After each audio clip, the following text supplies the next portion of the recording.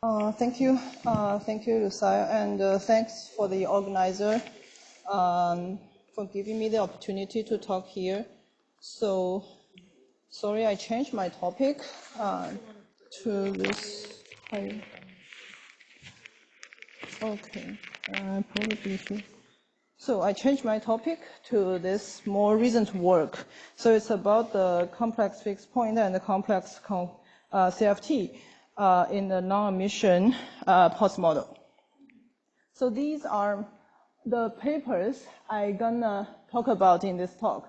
These are my collaborators, Yunchen He in the audience from Private Institute, and Ajit from Bose National Center, India, and also Thomas Garfidi's group from UC Irvine, Wei Zhu's group from Westlake University. So let me start. So phase transitions is usually is always a topic that condensed matter physicists are interested in. So we usually classify the phase transitions into continuous ones and the discontinuous ones. So the continuous ones are thought to be very interesting because at the transition point, the system is gapless and critical. So there can be emergent scale invariance as the critical point corresponds to RG fixed point. And furthermore, it can emerge larger symmetry, such as the conformal symmetry. And then it constrains the physical property. And the collection of such a physical behavior gives the universality class beyond the microscopic model. We usually think that discontinuous phase transitions are less interesting because at the transition point, the system is still gapped. So we usually don't expect any interesting emergent phenomenon at the transition point. However, as we learn more and more phase transitions, we can find some interesting discontinuous ones. So one example is probably the deconfined phase transition, which was discussed a lot in this program and today by people. But I'm not gonna focus on this DQCP in this talk. What I will focus on is this spontaneous symmetry breaking transition in the pulse model, particularly for 5-state pulse model. Because this transition is a very weak first-order phase transition. And at the transition point, the system would have very large correlation length, but the correlation length is still finite. It's about larger than 2,500 lattice size. So if we numerically simulate such a model on the finite system size, we will find the physical behavior, such as the correlation functions, are usually like almost critical. But if we go on to measure the critical exponent, we can find the drift behavior, since the critical exponent gonna change their value as we change the system size. And this is the pseudo-critical phenomenon. So it says that such a particular weak first-order phase transition has approximate scale invariance in a very wide range of energy scale. So to quantify the width of the energy window, we usually use the RG time defined like this, which is related to some small quantity defined the model. So you will see what this small quantity is later. And then instead of individual critical exponent, what we expect to be universal is the finite size scaling of them. In other words, so the drift behavior of those critical exponents depend on is a function of the system size, and such a function is universal. Okay, so I compare the criticality and the pseudo-criticality in this table, and I list some main feature of them. So criticality usually corresponds to an RG fixed point, and it has one relevant direction. If we turn on other perturbations, and we will get RG flow back to the fixed point. And the typical beta function along this additional direction is like this with some coefficient A larger than 0. And this fixed point It's usually described by the conformal field theory if there's a conformal symmetry emerged. And this conformal CFT tells us the physical behavior of the system is universal. So here I only write down the two-point function at the critical point. It behaves like scale invariant power law with some particular exponent. And the typical example is the transition in the IC model, which is also known as two-state Potts model. And in contrast, the pseudo-criticality doesn't correspond to any RG fixed point. So we know there can be one relevant direction, but as we turn on other perturbations of the system, we always have the runaway RG flow to the infinite. And the typical beta function to describe this type of RG flow is written like this. A is a real number.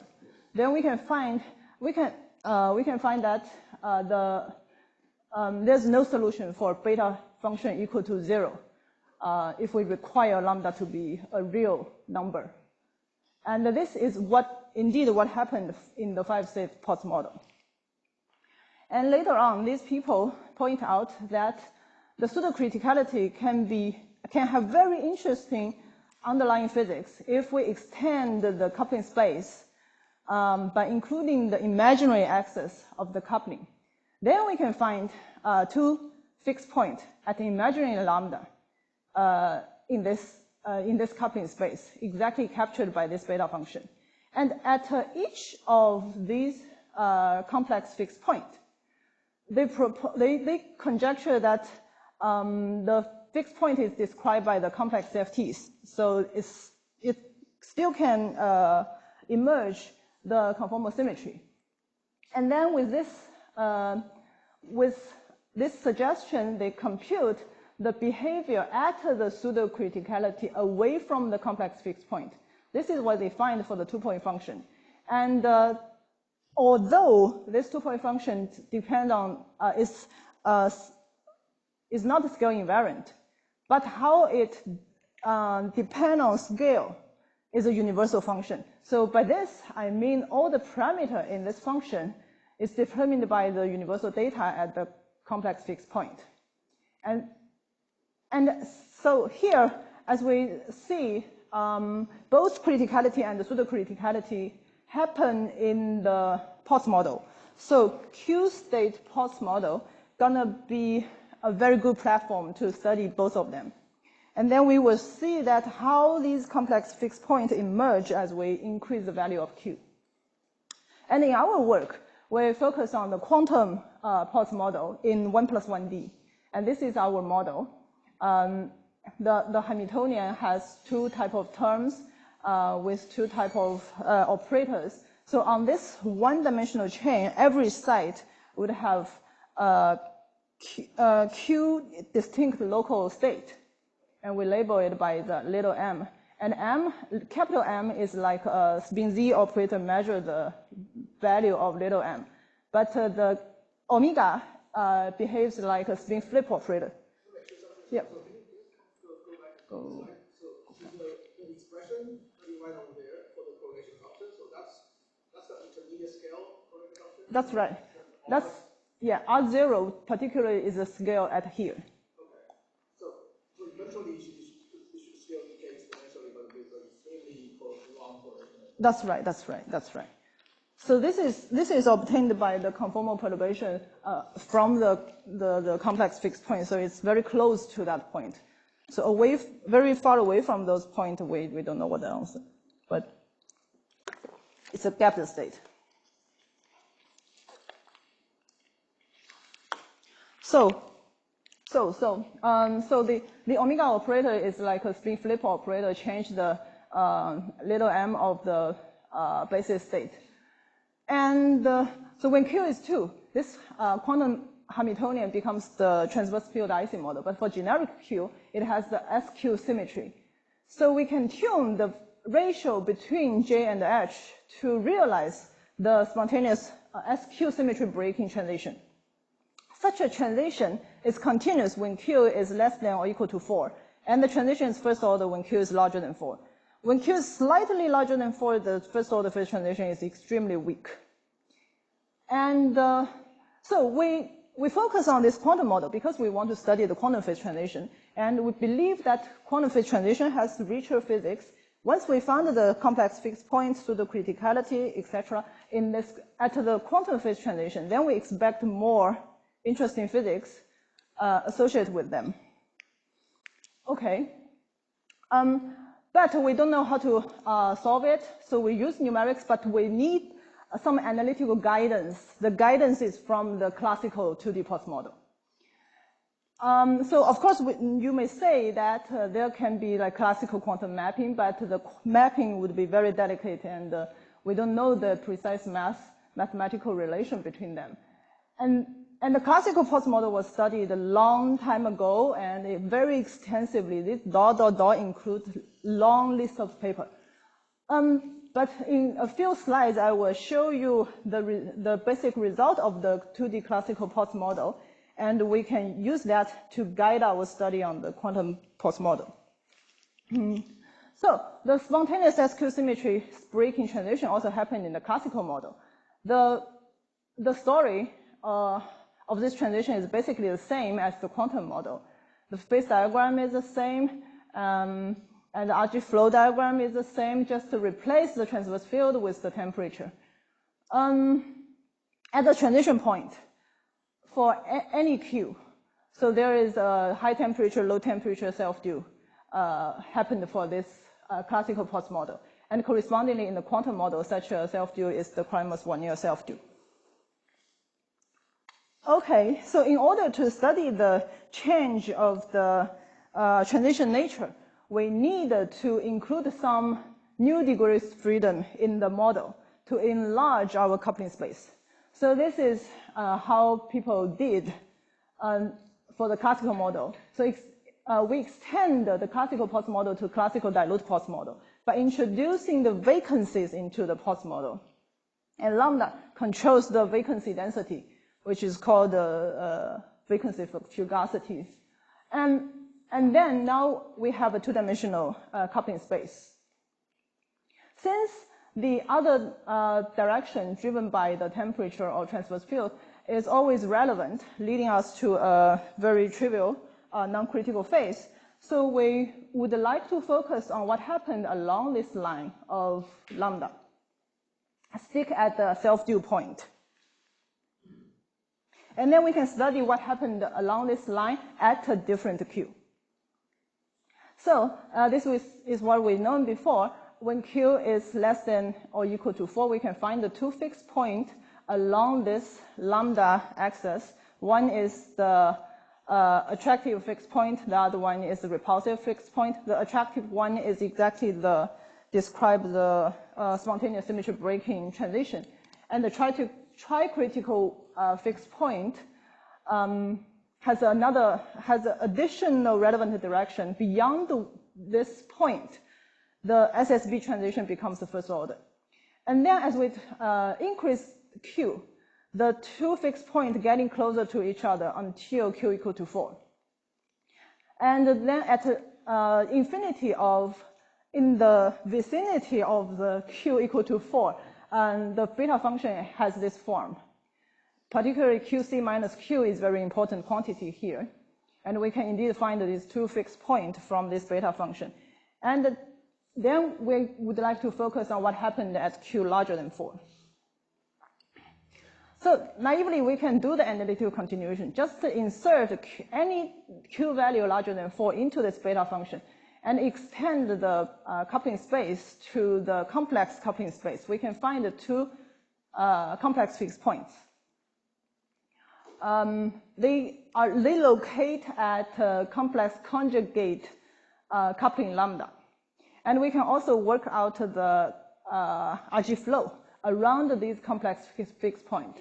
They behave like a spiral and outward going. So that means they are both unstable fixed point. So analytical continuation can do more. So besides the location of the fixed point, it can also give us the universal data at the fixed point. So one thing is so the classical dilute pulse model at a critical point can be comprehensively studied. We can get the central charge as a function of Q. And then we can plug in the Q larger than 5 and to get the analytical continuation value of the central charge of Q. So here, this plot, I just show the value of Q, the value of central charge as a function of Q. We can see when Q is less than 4, we can find the two different central charge representing the central charge of the two CFTs, and they merge into the one at Q equal to 4. So the central charge becomes 1. And above 4, we can find complex conjugate central charges at these two complex fixed points. The same observation can happen for the scaling dimensions, because we can write down the partition function for the critical dilute pulse model. And then we can find out the scaling dimensions. Here, I particularly shows the scaling dimensions of 3 primary operators. The one is the SQ vector, the other two are the first singlet operator and the second singlet operator. So I draw here the scaling dimension of these 3 operators. When Q is less than 4, they have distinct scaling dimension at 2 different fixed points. But beyond 4, these 2 complex fixed points would have complex conjugate scaling dimension. And notice, very importantly, the second singlet operator, it is irrelevant with scaling dimension larger than 2 at the attractive fixed point, but it's relevant at the tricritical point with smaller scaling dimension, smaller than 2. And when Q is larger than 4, such an operator has real scaling dimension less than 2, meaning that this operator becomes a relevant operator at both complex fixed point. So that is the operator drives this outward flowing RG trajectory. Yeah. So what's being plotted is just the real part, or this is a particular operator whose scaling dimension is always real? So sorry, what is the Oh, this is just the real part yes. of the scaling dimension? Yes. It has an imaginary part of that. Yes. So when Q is larger than 4, we can have a finite imaginary part. The same is true for the central charge. So when Q is less than 4 but not an integer, is the CFT unitary? I don't think so, because there are some high-level operators with very high scaling dimensions has some who's like using the state operator correspondence whose norm is not positive, something like that. So in short, that's not unitary. Yes.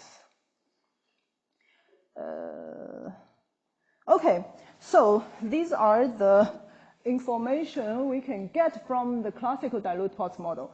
Then we can go back to our quantum model. In order to find the similar physics, the 2 fixed point collide and the emergence of the complex fixed point, and even we want to pin at the complex fixed point, then we need to add an additional term to deform the original quantum pulse model. And in order to find the appropriate term, we firstly need to roughly know how the lattice UV operators can be written as a superposition of IR operators, which has been found in this classical model. So firstly, the Hamiltonian. So we do this by consider the symmetry of the operators. The Hamiltonian is, of course, SQ singlet. So any term in the Hamiltonian can be written as a superposition of SQ singlet. That means the leading operator identity and subleading operator epsilon and epsilon prime and etc., their descendant and etc. And also we can have this M operator, which is a SQ vector. then it should be a superposition of all other SQ vectors, sigma, sigma prime, and so on. And notice, if we fine-tune the Hamiltonian at the critical point, we actually eliminate any of these relevant contributions. So our Hamiltonian shouldn't have any contribution of epsilon. Then the critical Hamiltonian is the superposition of identity epsilon prime and the higher operators. So this term should have the same property because we want to explore the physics on this self-due plane without any relevant directions. So this operator should also be superposition of identity epsilon prime. And in other words, this term we add must satisfy, firstly, the SQ symmetry, and secondly, it's self-due under the Kramers-Warnier duality mapping.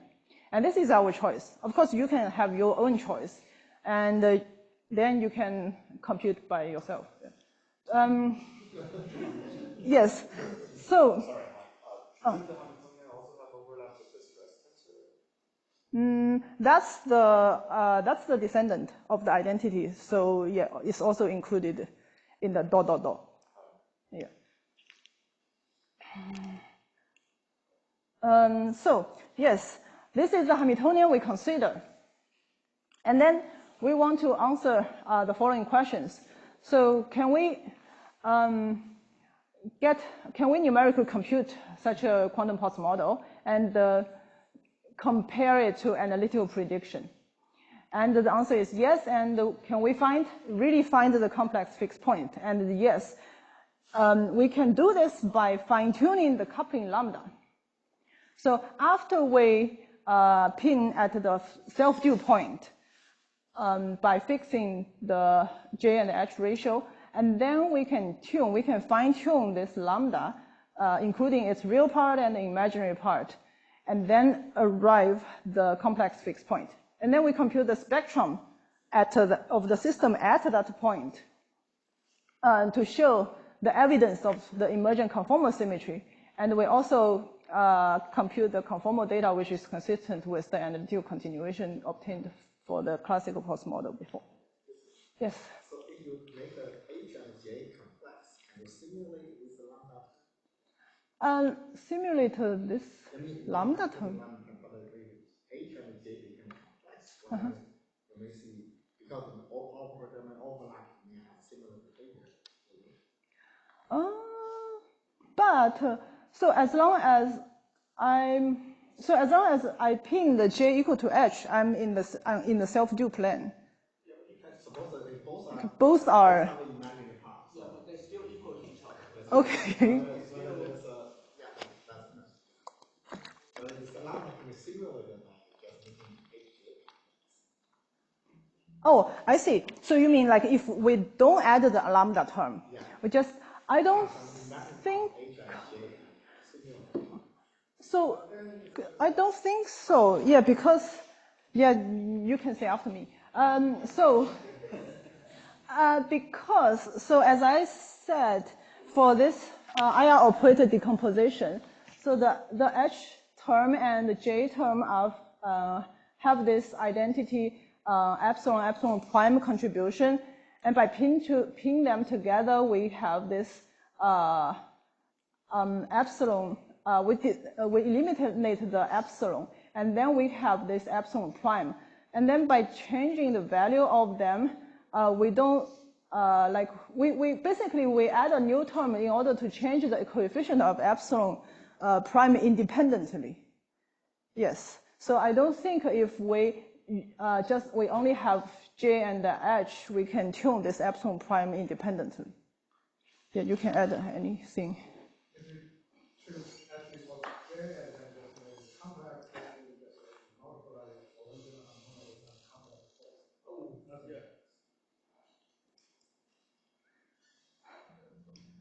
Yeah, basically those, yeah, you don't change the relative ratio between those. Sure. I think we're still talking about the ground state. We No. We actually want to get the spectrum of the system. That corresponds to the scaling dimension we want. Complex. Yes. Yeah, that's the point of the complex CFT. Oh. Oh, yes. So, yeah. The ground state energy, of course, is also a complex value, right? But its real part is the minimum, is the energy minimum. Because the imaginary part is basically very, very small for this 5-state Potts model. So you can either consider the real part and order the energy, or you can consider the magnitude and ordering the energy. But yeah. Yes. So let me talk more about the. We have 5 minutes, but you have questions. What? I haven't showed the numerical data. Sorry. So, and let me skip the numerical technique. Let's use the state operator correspondence. Try to identify the eigenstate of our ring system with the scaling operators and the energy at the scaling dimension. And then this is the central charge. Let me skip it. Oh, this is the a scaling dimension. So we use the ED to compute the spectrum, and we can get the scaling dimension of 11 low-lying Virasoro primaries, and there are some of their descendants. So the dots are the numerical data, and the line, short line, are the theoretical predictions. We can also find the tower for each Virasoro primaries. And this is the theoretical and numerical comparison table. So you can find the values are quite related to each other. And you can also find the conformal towers, meaning it's a strong evidence for the conformal symmetry. So, so with those data, so probably I can say some words about how to fine-tune to the complex fixed point. So of course you can do brute force calculation of every point in the coupling space. But one good way is to go backward of the RG flow trajectory to reach the complex fixed point. And then with this, after we tune at the self-dew point, we can minimize the only relevant perturbation contribution in our UV Hamiltonian. So this means we can approximate write down our UV Hamiltonian as an IR CFT Hamiltonian plus this relevant perturbation. And then the energy shift due to this relevant perturbation is nothing but the OPE of several operators. And then we can define the cost function between the UV Hamiltonian we simulate and this theoretical Hamiltonian. And then after minimize the cost function, we can find that every UV coupling lambda can correspond to IR G epsilon prime. And then at lowest G epsilon prime, which contribute the relevant operator, the minimum value, we can find such a critical coupling. And then we can also do the finite size scaling of the conformal data. So we still work on the finite system size, but the finite size effect is contributed by the irrelevant operators. So we need to find the leading irrelevant operators to write down the formula for the scaling dimensions, and then we can do the extrapolation of those scaling dimensions we compute at finite system size. And then, so previously, the data I showed is obtained from this extrapolation. We can also compute the OPE coefficient so the main point for the OPE coefficient, as I maybe showed before, is to compute this local operator average value. So this alpha m beta is basically compute the 3-point function of the scaling operator alpha and m, and scaling operator beta. M is the UV operator whose leading contribution is the sigma. So this expression would give us the OPE between operator alpha, sigma, and beta. And this is our numerical result, which can be compared to the some of the theoretical predictions. So theoretically, we cannot predict all the OPEs, but numerically, we can do more, definitely, in principle. But we compute these. Okay, yeah. Some of the imaginary parts of the OPEs are very large. So is there something special about those? Imaginary. Let's say second line, right? This one? The imaginary part is quite big. Yes. Right. So is there something special about those?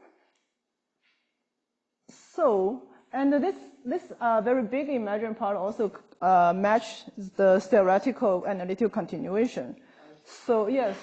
So yeah, I don't know the physical meaning of it, but yeah, it is what it is. Yes, we can also do the finite size scaling of the OPE coefficient.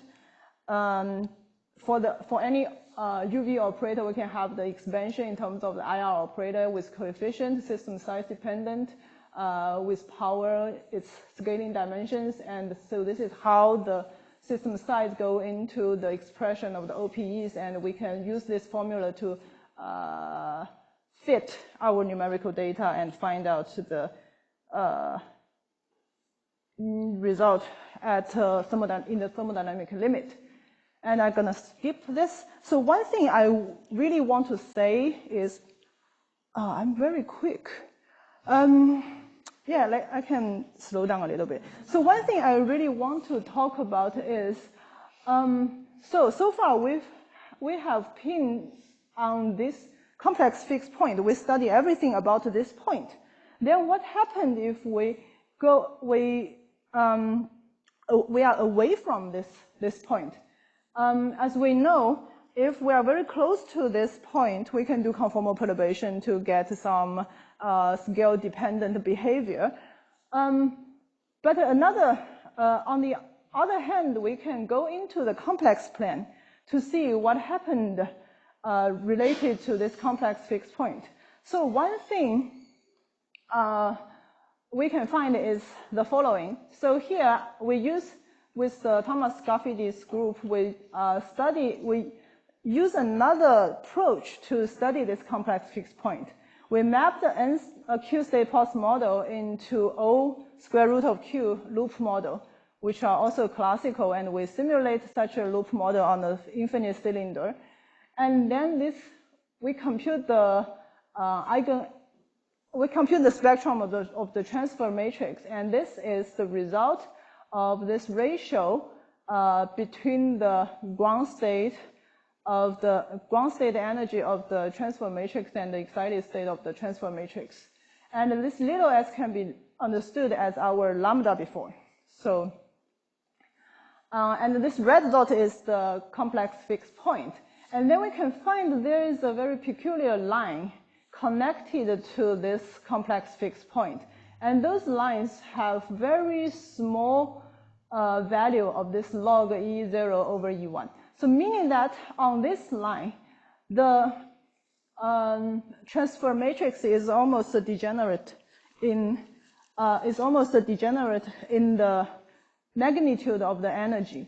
So in other words, and people also proved that such an equal modular curve is where the partition function 0 lies.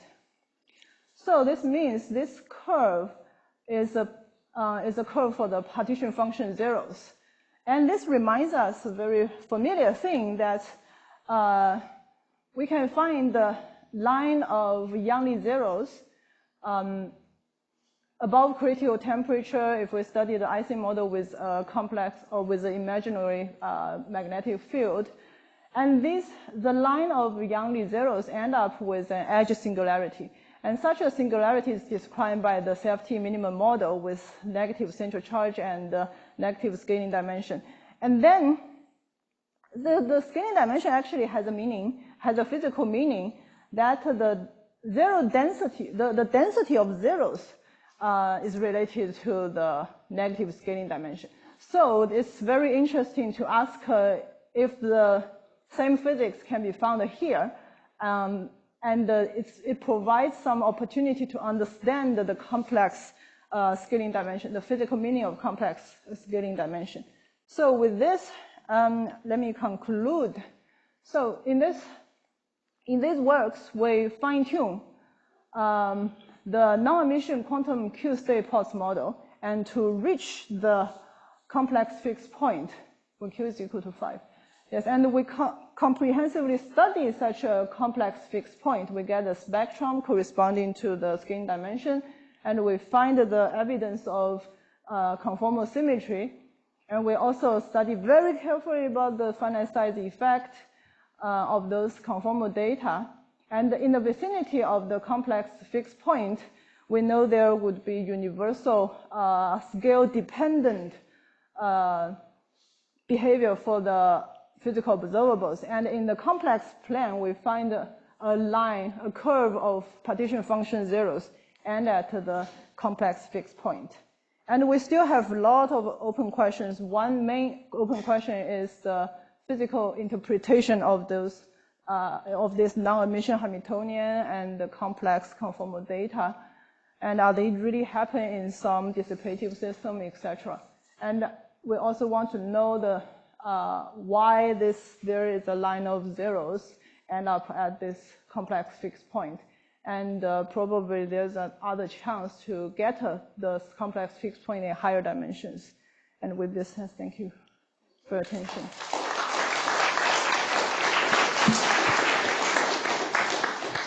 So we had plenty of questions. Were there any more?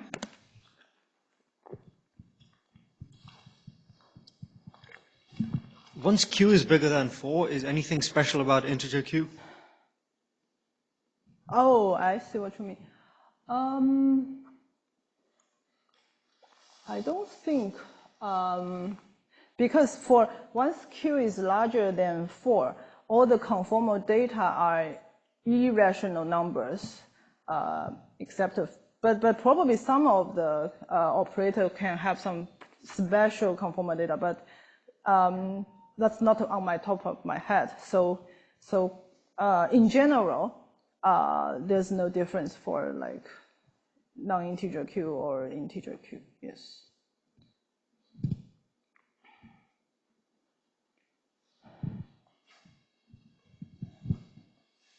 In the second comparison to numerics, it seemed like there was no theoretical prediction for a bunch of the OPE coefficients. That's right. Do you know why that is?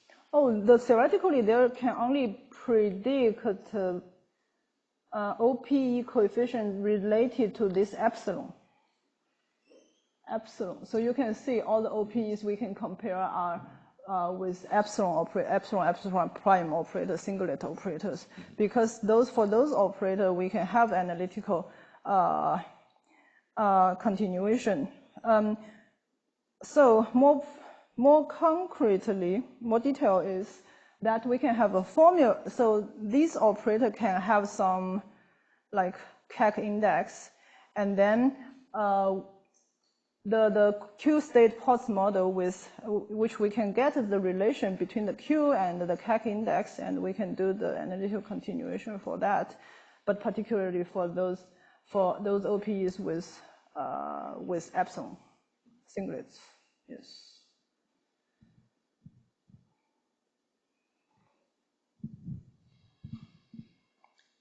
Yes, so there's something I think fundamental which I missed.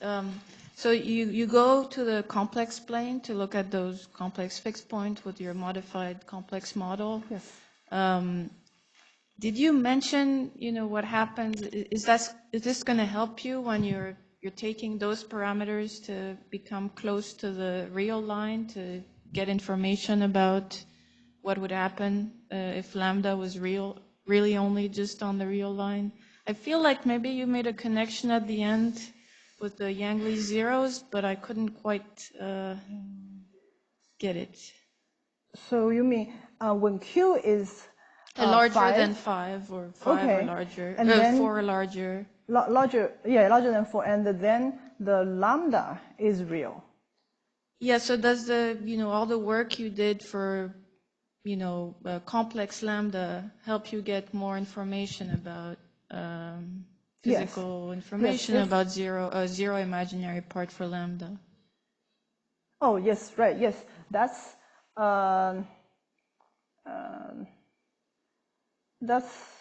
yes, we can, that was studied before, and we can definitely get what happened on the real axis. If the complex fixed points are close to real axis, we can do the conformal perturbation, and to get the scale-dependent physical behavior, such as the two-point function on the real axis. And such a dependence is completely controlled by the data of the complex fixed point. I see. So you get extra information from going to the complex line and then down onto the real line, or you just said that people already knew everything about the real line?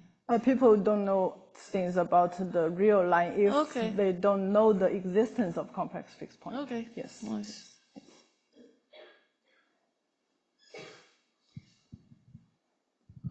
Does the existence of this complex fixed point have any consequences for, let's say, whether there is or not phase coexistence in the real system and the ground state, or are this unrelated properties?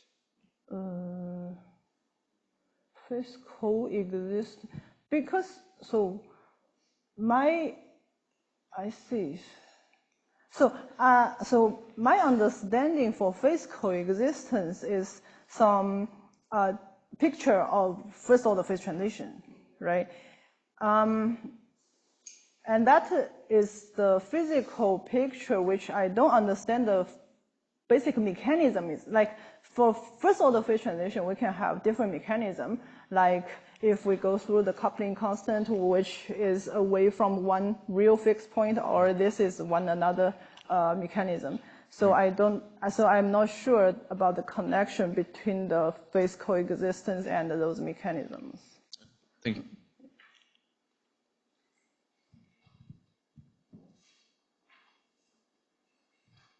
Okay, well, if there are no more questions, I think it's about time. So let's thank Han and all the speakers of the session.